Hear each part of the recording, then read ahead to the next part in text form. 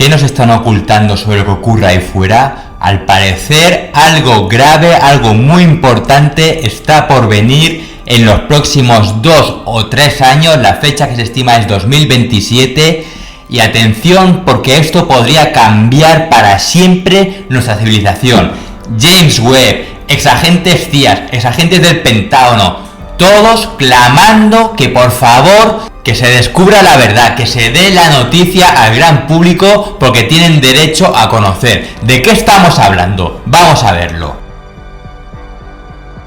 Buenas noches y bienvenidos a un nuevo programa Acertijos en la Oscuridad. Madre mía, esto yo la verdad que estoy alucinando, porque es que el James Webb no para de dar noticias en este último año, que si firmas biológicas, que si luces en Próxima Centauri, que si un objeto masivo que se acerca hacia la Tierra y que llegará en 2027. ¿Habéis escuchado hablar algo de esto? Porque esto está ahora mismo en el candelero, está hirviendo por todos los lados de las redes sociales. Y es que, al parecer, los científicos de distintos lugares, como de la ESA, que por lo visto fueron los primeros en enterarse, que es la Organización Europea Espacial, y después la NASA, pues estarían ahora mismo evaluando y analizando un montón de datos sobre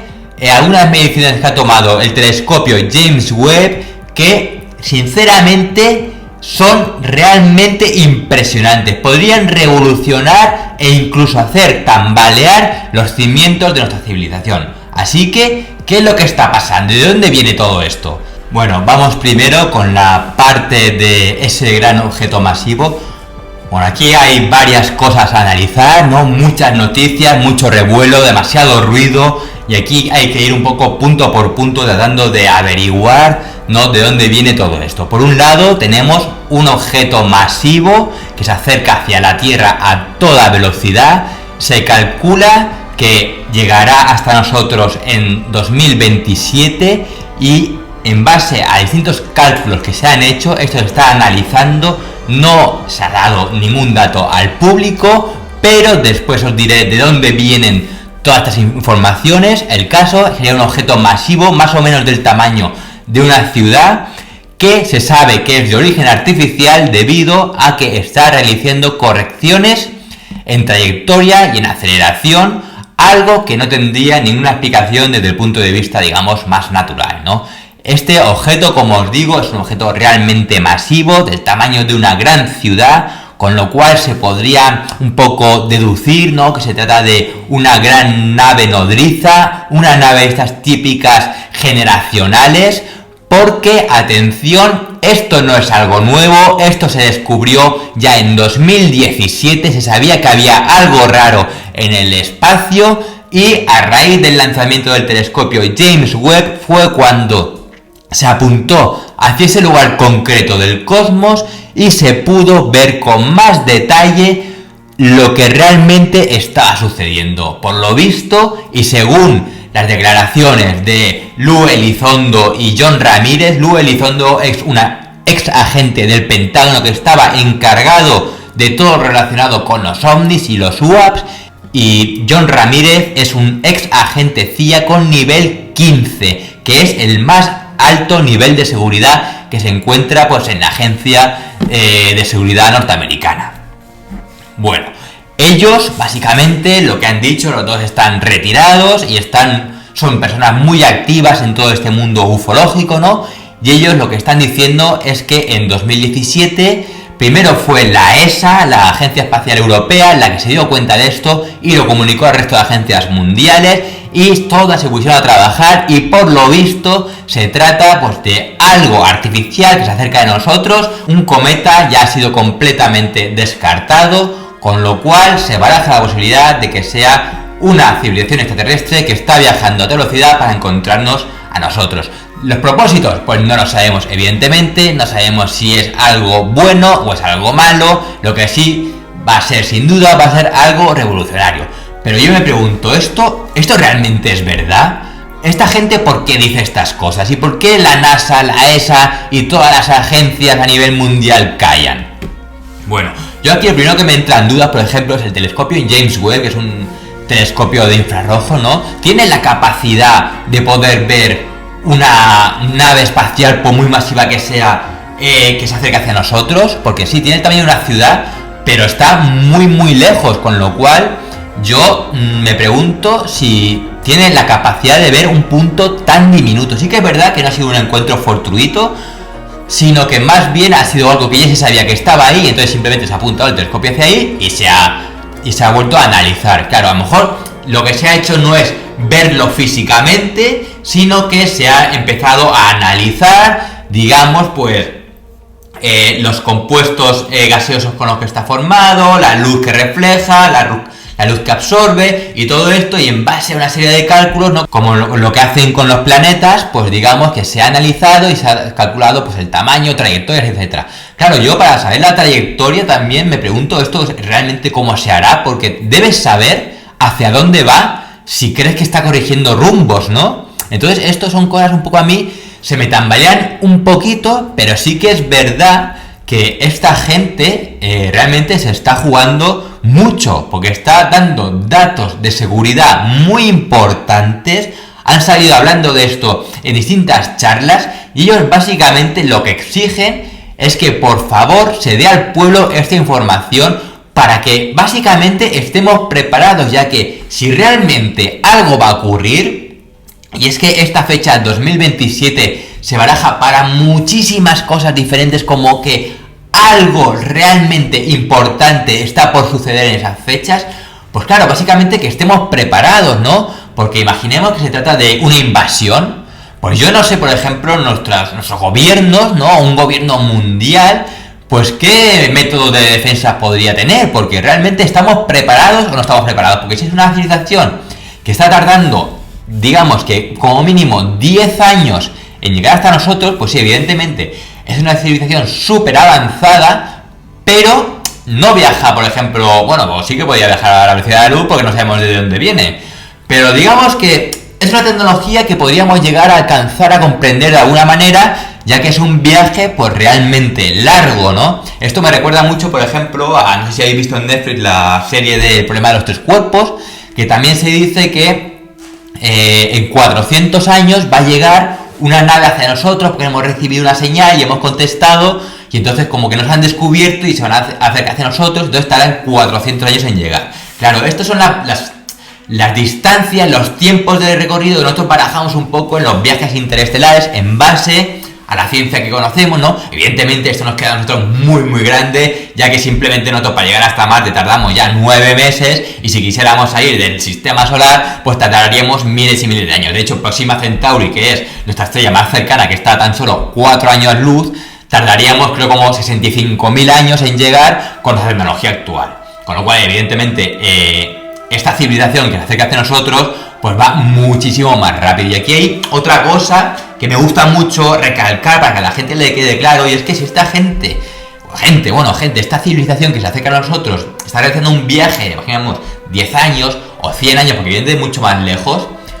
ellos no están viviendo ese tiempo de la misma manera que nosotros. Para nosotros sí que son 10 años de verdad, pero ellos, si están viajando a velocidades relativistas, es decir, a velocidades cercanas de la luz,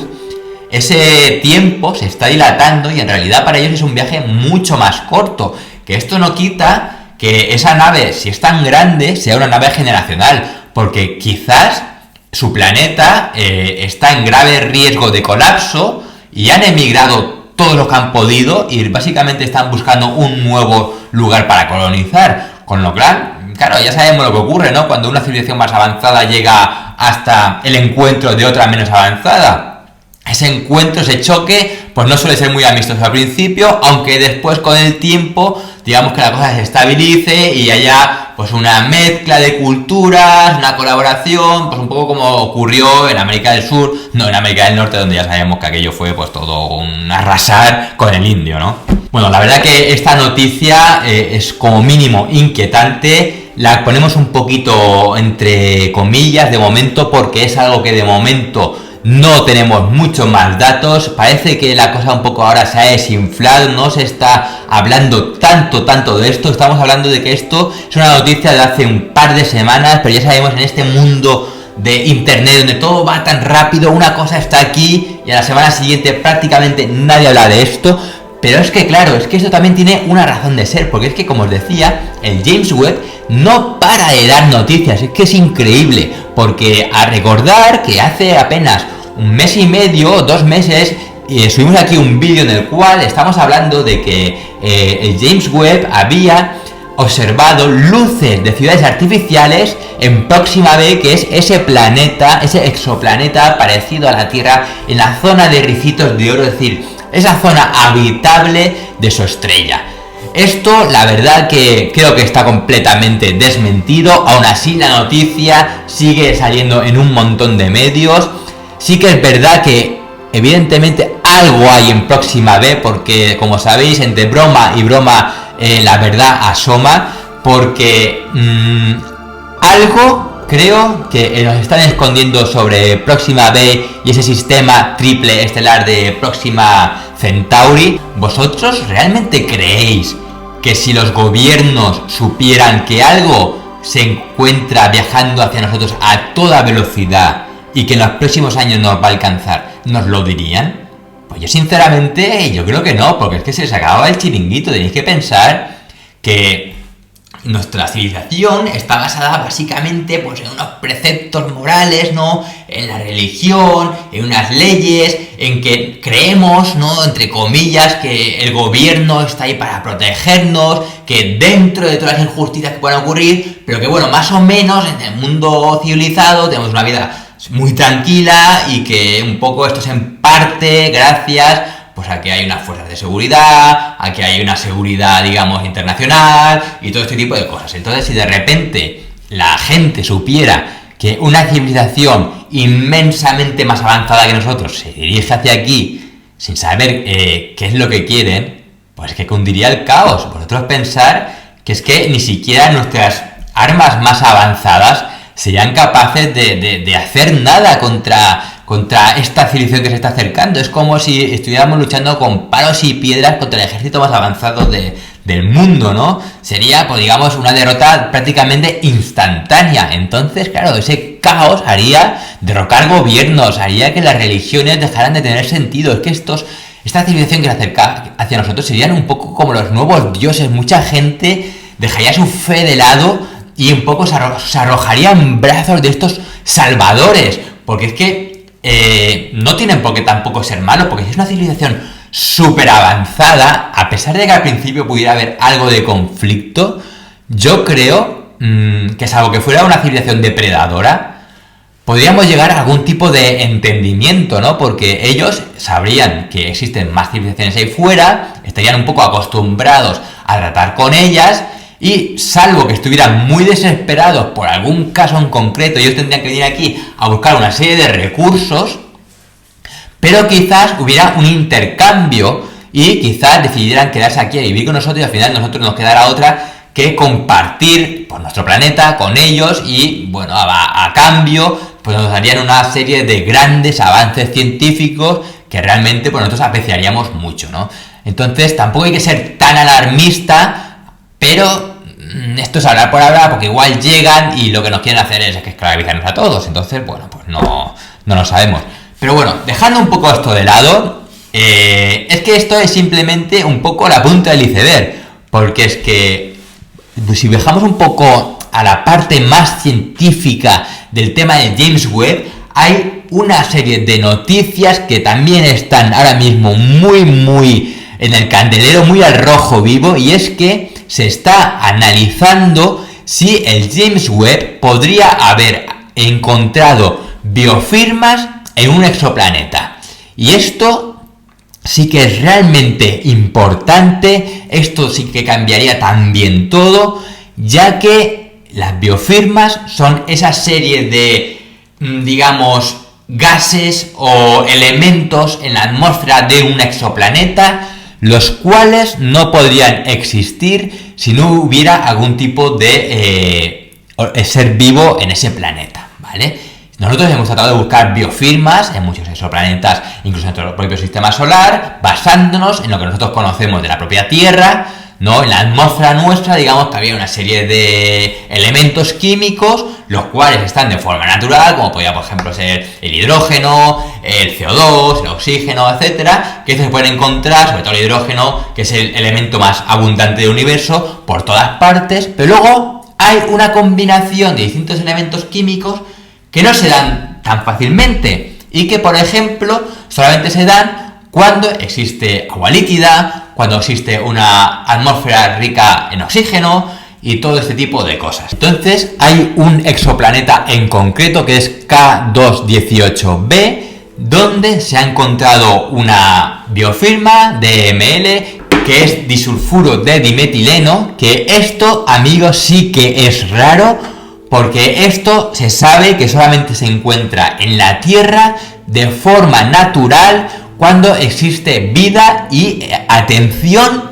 esto se forma exactamente cuando existe un mar y entonces las algas, digamos, que realicen la fotosíntesis y a través de ese proceso expulsan a la atmósfera este elemento en concreto. Esto sí que es importante porque si realmente se viera, después de analizarlo muy en profundidad, que esto es cierto, sería una prueba firme y muy difícil de derrumbar que hemos encontrado vida ahí fuera, ¿vale? Entonces esta biofirma, digamos que es una de las cosas típicas que se buscan en el universo y que podría ser que en este planeta lo hubiéramos encontrado. Pero es que atención, porque no solamente estamos hablando de biofirmas, sino estamos hablando también de tecnofirmas, lo cual ya no nos diría que hay vida en un planeta, sino que además es una vida con tecnología suficiente como para que esa frecuencia se escape al espacio. Eso es algo típico que ocurre, por ejemplo, en la Tierra, que se escapan al espacio muchas radiaciones electromagnéticas que vienen de los teléfonos móviles, que vienen de los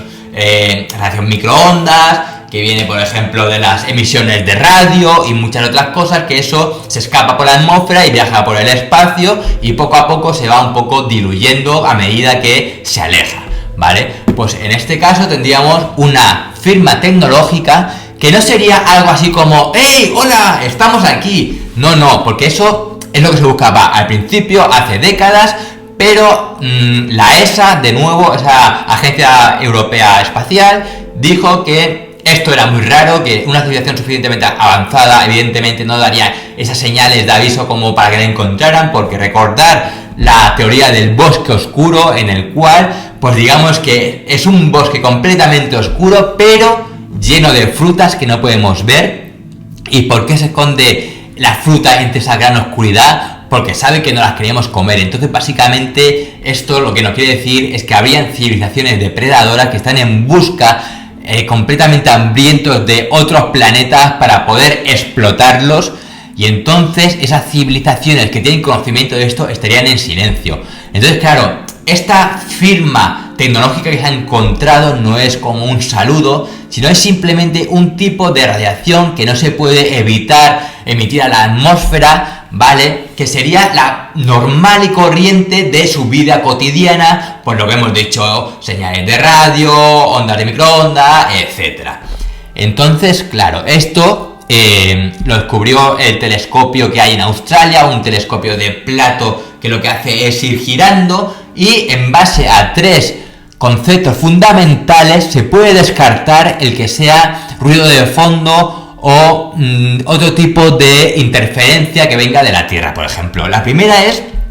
que venía de un punto muy concreto del universo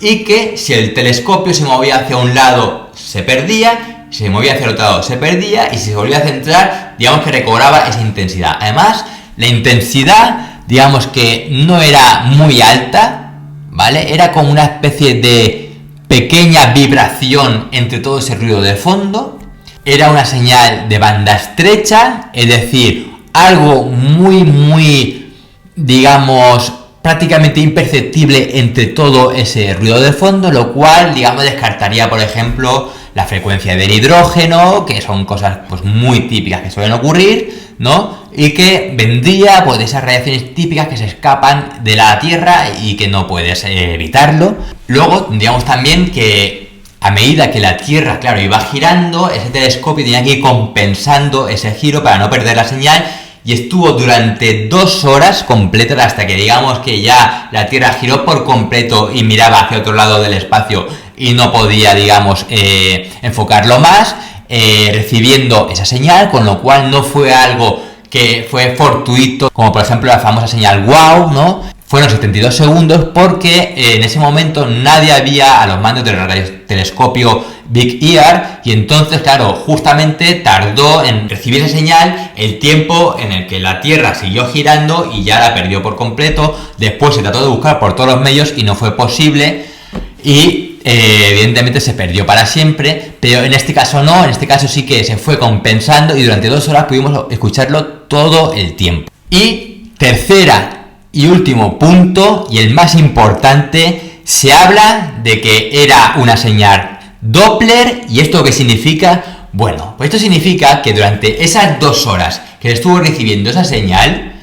la señal en sí iba variando de frecuencia y de intensidad. ¿Y esto por qué ocurre? Bueno, pues esto ocurre, la explicación, y aquí es lo más importante, es que ese punto en concreto, digamos que se cree que también estaba girando, con lo cual nos daría pues la idea de que era un planeta que lo que estaba haciendo era girar sobre sí mismo, y no solamente eso, sino que orbitar alrededor de una estrella, con lo cual durante esas 2 horas esa frecuencia aumentaba y disminuía a medida que el punto, digamos, de emisión iba variando, el radiotelescopio de la Tierra también iba compensando, y entonces digamos que era un sistema en el cual 2 puntos que se estaban enfocando iban los dos variando de posición, lo cual es muy importante porque lo que nos está diciendo es que no es un punto lejano de una onda que se está alejando de nosotros, por ejemplo, que se ha escapado de la Tierra y que ha interferido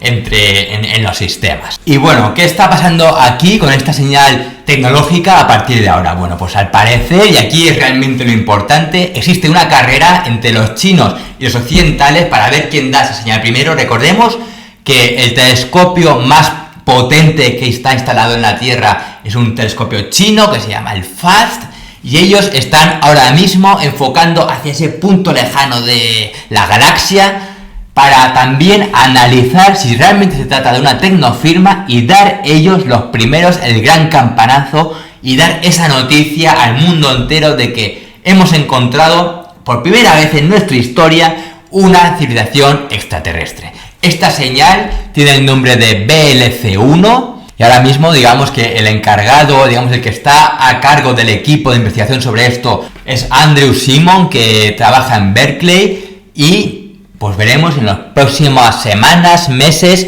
si realmente estamos ante una firma tecnológica. Pero es que esto no acaba aquí, porque hay 4 científicos de gran alto nivel, cada uno experto en su disciplina, los cuales están ya dando por hecho de que aparte de esta biofirma que os comentaba antes, esta tecnofirma, hay incluso más aún, esta las había detectado el James Webb, y todo esto se está analizando en el más alto secreto, porque realmente también los científicos, digamos que no quieren pillarse los dedos y dar una noticia y que después, al año siguiente, otro equipo de científicos diga que no, que se han equivocado y que era un teléfono de la Tierra, porque se ha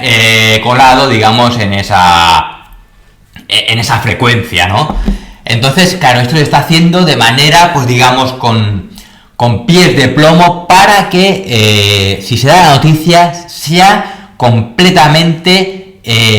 verídica. Claro, ¿qué tipo de planeta es este K218b? Bueno, pues K218b es un planeta que más o menos se encuentra a unos 120 años luz de nosotros, creo que está en la constelación de Leo, y tiene 8,6 veces el tamaño de la Tierra. Claro, esto se le llama supertierra, este tipo de exoplanetas que por otra parte son muy abundantes, pero que también son planetas que no se espera que alberguen vida, debido básicamente a ese gran tamaño. Ese planeta se cree que tiene abundancia de metano y dióxido de carbono, y en cambio tiene muy poco amoníaco, con lo cual todo esto combinado pues haría que existiera una posibilidad muy grande de que tuviera un gran océano líquido escondido debajo de esa densa atmósfera. Y estos son datos que, a raíz del lanzamiento del James Webb, se están haciendo grandes descubrimientos, ya que ese radiotelescopio de infrarrojo realmente puede ver todo esto, que es lo realmente importante, porque hay que recordar que James Webb no ve un planeta como es en realidad,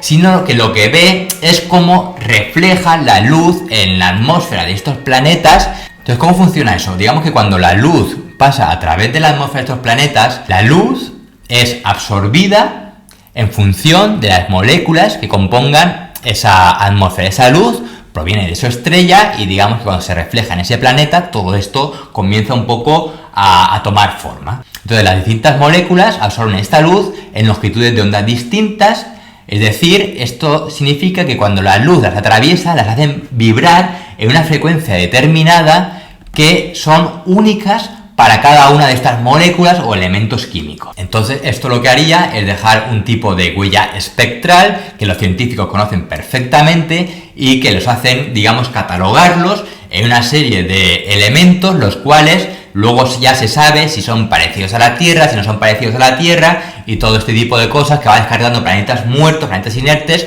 con planetas que en principio podrían albergar algún tipo de vida. Claro, esta en concreto, digamos que su atmósfera estaría compuesta por dióxido de carbono y metano y sería muy baja en amoníaco, lo cual nos estaría diciendo que serían las condiciones perfectas para que fuera un planeta iceano, es decir, rico en hidrógeno, que ese hidrógeno no se escapara, digamos, de la atmósfera y que cumpliera todos los requisitos para que debajo de esa gran y densa atmósfera existiera un océano líquido que, como sabemos, el agua líquida, desde nuestro conocimiento, es la gran fuente de vida, digamos que es como se originó también la vida aquí en la Tierra. Pero es que claro, tan solo lo fantástico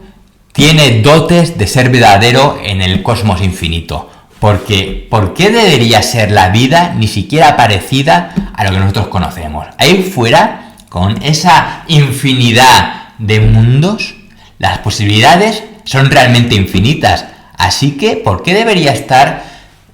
un organismo, una civilización basada, por ejemplo, en la química del carbono o incluso la del silicio, que ya se está empezando a investigar, ¿no? Sí, es cierto que el carbono, lo bueno que tiene es que se puede combinar de formas realmente diferentes, de infinitas formas, con lo cual da pie a que se creen grandes estructuras, pero es que realmente ahí fuera no sabemos lo que nos podemos encontrar. De hecho, podrían haber perfectamente algún tipo de elemento químico que desconozcamos completamente, que por alguna razón en esta parte del universo no se ha creado y en la parte sí. Claro, los científicos son muy escépticos con esto, pero es que realmente no sabemos lo que nos podemos encontrar. Es que las formas de vida ahí fuera pueden ser tan variadas. Recordad que hasta hace bien poco, basándonos un poco en los preceptos más conservadores de vida en la Tierra, hay muchos organismos que no deberían existir. Hay ahora mismo bacterias que viven en aguas radioactivas en los reactores nucleares de las centrales nucleares. Luego también tenemos que hay otro tipo de organismos que viven dentro de los volcanes, otros que comen piedras, otros que viven en las fosas marianas, justo alimentándose de los sulfuros de los volcanes submarinos. Y no solamente esto, tenemos extremófilos como los tartígrados, que sin querer hemos contaminado las naves espaciales que hemos enviado a la Luna, han viajado por fuera de nuestra atmósfera, se han sido expuestos a esos rayos cósmicos que matarían a un ser humano en cuestión de milisegundos, por no hablar de las condiciones de temperatura y presión ahí fuera, y han regresado como si nada, o están incluso en la Luna, se han quedado allí prosperando. Entonces, ¿de qué estamos hablando? En Titán, por ejemplo, esto subimos un short hace mucho tiempo, se mandó una nave que duró unas cuantas horas en su superficie para tratar de aterrizar en uno de estos grandes mares de hidrocarburos que se sabe que tiene esta gran luna, pero por desgracia aterrizó en el lecho de un río seco, con lo cual no se pudo ver con nuestros propios ojos, pues digamos, esos líquidos ricos en hidrocarburos, pero se tiene casi la certeza de que ahí podrían haber una serie de organismos que se alimenten de eso. O por ejemplo también la Luna Europa, como sabéis tenemos un programa muy extenso y muy a fondo sobre las posibilidades de vida en la Luna Europa, y es que debajo de esa capa de hielo que se está investigando, se tiene también casi prácticamente la certeza de que existe un océano líquido global que ha estado, digamos, aislado de esa enorme radiación electromagnética de Júpiter, por lo cual estaría protegida, pero que sería lo suficientemente fina para que hubiera un tipo de intercambio entre la superficie y, digamos, esa parte más sumergida del planeta, con lo cual ahí se podría haber desarrollado organismos que podían ser bastante evolucionados y que no podemos ni imaginar cómo somos, cómo son. Es que nosotros, lo más extraño que podemos imaginar es una sepia o un pulpo, que es lo que conocemos en la Tierra. Pero ¿qué no puede haber ahí dentro? O sea, es que ahora mismo, durante este año, se va a lanzar la misión Clipper para tratar de orbitar de nuevo esa luna Europa o Io y tratar de analizar más a fondo, ¿vale?, todo lo que ahí encontramos, porque una cosa buena que tiene la luna Europa es que no haría falta excavar para llegar hasta el fondo y ver lo que nos encontramos, algo que tecnológicamente sería muy complicado, sino que debido a esas mareas y a esa rotación que tiene, o orbitación en base a Júpiter, digamos que el planeta se expande y se retrocede, con lo cual esa capa de hielo se quebranta por completo y durante un tiempo concreto ese agua interior se queda expuesta en la superficie antes de volverse a congelar, con lo cual si lográbamos aterrizar en una de estas zonas de caos que se llaman, podríamos analizar con nuestras propias manos y nuestros propios ojos realmente si hay algún tipo de ser vivo ahí. Así que, ¿qué no habrá ahí fuera? Bueno, hasta aquí llegamos. Yo creo que de momento, en base a las informaciones que tenemos, hemos dado ya bastantes datos. Vamos a seguir investigando, vamos a ver qué más nos encontramos. Ya os puedo decir que esto no se va a quedar aquí, no se va a congelar, esto va a seguir dando más y más sustos de aquí en adelante, con lo cual iremos haciendo muchos vídeos. Como sabéis, en TikTok estamos también muy activos, con lo cual si queréis nos podéis seguir ahí, porque ahí también se crean debates muy interesantes en los comentarios, con lo cual os invito a que si no os seguís todavía, nos sigáis allí, y como siempre aquí desde nuestro canal madre en YouTube, pues daremos todas las informaciones de manera mucho más extensa. Así que muchas gracias por estar ahí con nosotros y nos vemos en un próximo programa de Acertijos en la Oscuridad. Muy buenas noches.